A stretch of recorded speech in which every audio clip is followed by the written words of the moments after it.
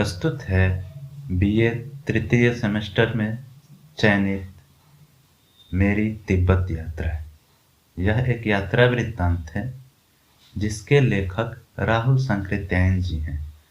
राहुल संकृत्यायन का जन्म 9 अप्रैल 1893 को पंदहा आजमगढ़ उत्तर प्रदेश में हुआ था। राहुल संकृत्यायन हिंदी के यात्रा साहित्य के जनक कहे जाते हैं। इन्होंने लंका, जापान, ईरान, तिब्बत, चीन, लद्दाख आदि देशों की यात्राएं की और उनका यात्रा वृत्तांत भी लिखा। इन्होंने घुमक्कड़ शास्त्र भी लिखा जो इनकी पहचान बन गया। अपनी इसी प्रवृत्ति का पालन करते हुए इन्होंने अपनी आत्मकथा का नाम भी मेरी जीवन यात्रा रखा। इनकी प्रमुख रचनाएं इस प्रकार है। इनके लिखे कहानी संग्रह सतमी के बच्चे, वोल्गा से गंगा, कनैला की कथा आदि प्रमुख हैं।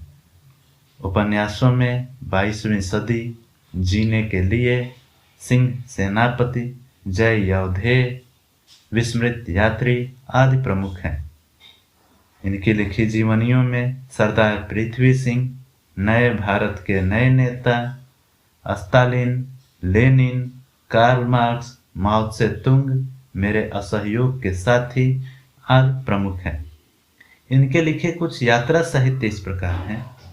किन्नर देश की ओर, चीन में क्या देखा, मेरी लद्दाख यात्रा, मेरी तिब्बत यात्रा, तिब्बत में 1.25 वर्ष, रूस में 25 मास और घुमक्कड़ शास्त्र आदि प्रमुख हैं। इसके अतिरिक्त इन्होंने लंका, जापान, ईरान आदि देशों के यात्रा वृत्तांत भी लिखे हैं।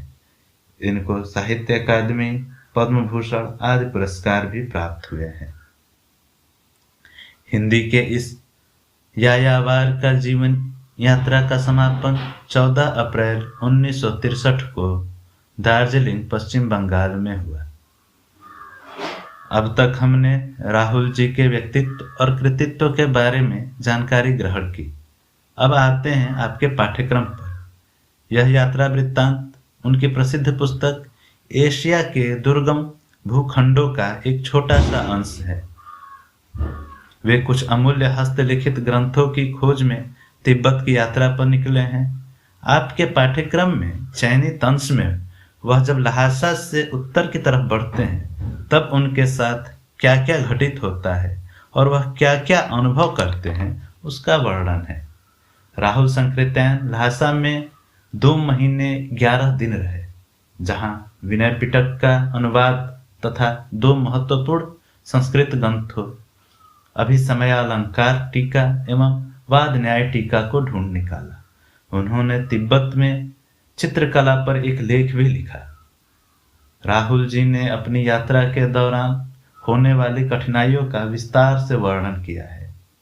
विहारों में पड़े प्राचीन ग्रंथों के अध्ययन एवं संग्रह के लिए वहां की सरकार से अनुमति लेनी पड़ी थी, फिर भी कहीं कहीं रोक टोक होती रहती थी। बीहड़ की यात्रा करने में आने वाली परेशानियां जैसे भौगोलिक कठिनाई, लुटेरे, चोर आदि के खतरों को देखते हुए राहुल जी ने अपने साथ वहां एक स्थानीय को भी ले लिया था। उन्होंने लिखा भी है कि अभी एक और साथी को जैसे बने इन चिनमिनची जरूर ही ले जाना था, क्योंकि हम ऐसे प्रदेश में जा रहे हैं जहां संख्या और पिस्तौल बंदूक ही हमारी रक्षा कर सकती है। राहुल जी ने तिब्बत के समाज में व्याप्त रूढ़िवादिता एवं अंधविश्वास को रेखांकित करते हुए बताया है कि तिब्बतीवाद अपने धार्मिक रीति रिवाजों का कठोरता से पालन करते थे। ज्ञान विज्ञान के प्रति उनमें कोई जिज्ञासा नहीं रहती थी, इसलिए पुराने विहारों की तरह वहां संचित पुराने ग्रंथ भी बुरी अवस्था में पड़े थे। इनके अध्ययन और संरक्षण की कोई उचित व्यवस्था नहीं थी। उन्होंने तिब्बत के निवासियों में व्याप्त अंधविश्वास को रेखांकित करते हुए स्पष्ट लिखा है कि नाती ला को बहुत ऐतराज था।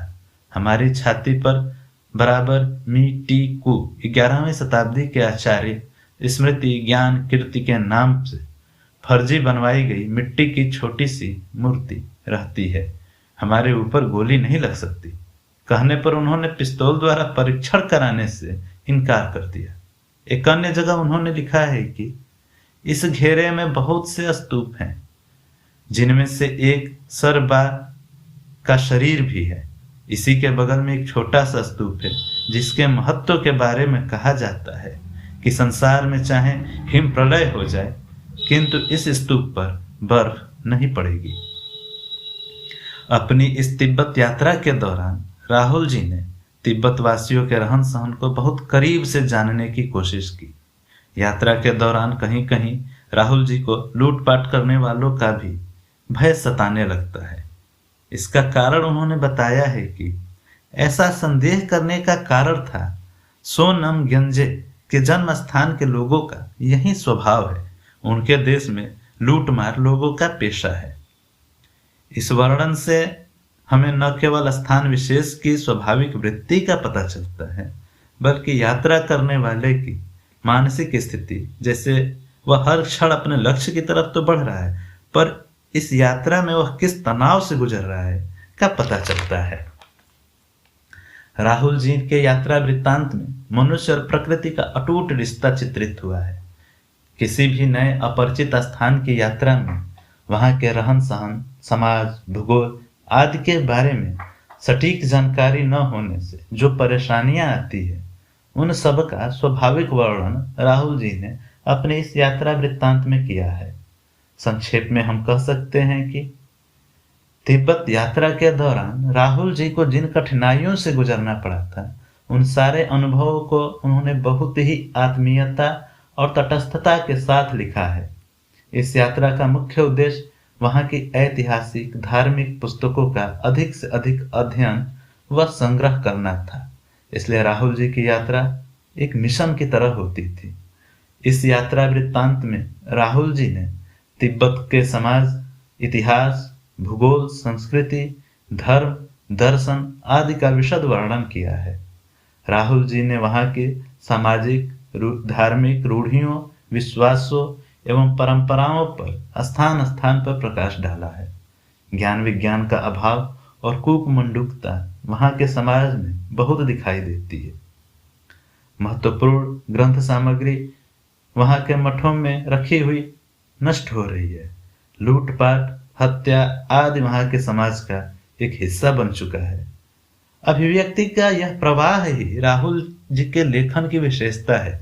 भाषा व शैली सहज प्रवाहपूर्ण है, इसलिए रोचकता बनी रहती है। इस प्रकार हम कह सकते हैं कि अपनी संवेदना और अभिव्यक्ति के संतुलन से यह यात्रा वृत्तांत एक सफल एवं संतुलित यात्रा वृत्तांत सिद्ध होती है। आशा है कि यह प्रस्तुति आपके परीक्षा की दृष्टि से उपयोगी सिद्ध होगी। अपनी प्रतिक्रियाओं से अवश्य अवगत कराइएगा। धन्यवाद।